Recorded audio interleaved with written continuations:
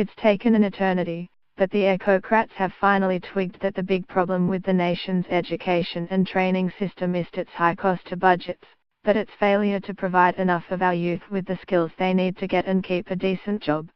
When the Productivity Commission set out to find a new policy model that could shift the dial on productivity improvement, the penny dropped.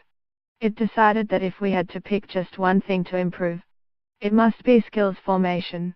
That's because the adoption, use and spread of new technology, the long-run drivers of productivity, require people with the right skills.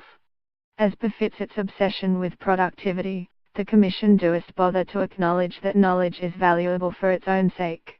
Humans value knowing things about their world. But the more prosaic role of education and training is to equip people with the skills that help them earn a living.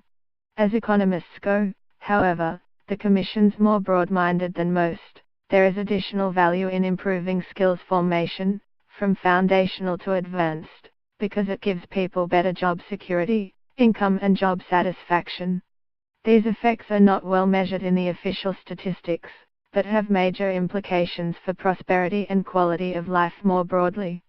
Trouble is, the Commission finds our present education and training performance, from schools to vocational education and training, to universities, is falling well short of what it should be.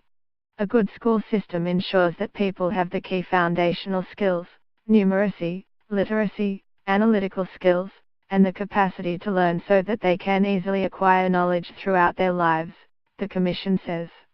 What shocks me most about our schools' performance is their high failure rate. Evidence the Commission does quote is the Mitchell Institute's estimate that 26% of students fail to finish school or a vocational equivalent. It seems so many kids have been getting behind and dropping out for so long that schools and their teachers have come to accept this as part of the natural order, not as a sign something's going badly wrong with teaching.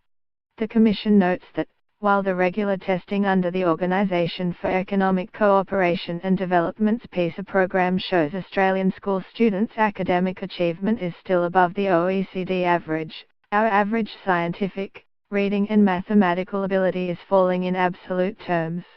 We have a growing proportion of lower performers and a falling share of high performers. Other evidence shows our rates of participation in Year 12 physics and advanced maths fell by about a third between 1992 and 2012. One of the worst inhibitors to gains in learning is learner, DIS, engagement, being inattentive, noisy or antisocial. About 40% of our students are involved in such unproductive behavior. The Commission fears our youth may now be less capable than earlier cohorts. For example, an Australian 15-year-old in 2015 had a mathematical aptitude equivalent to a 14-year-old in 2000. Australia's growing group of low-performing students will be increasingly exposed to unemployment or low participation in the future world of work, the Commission says.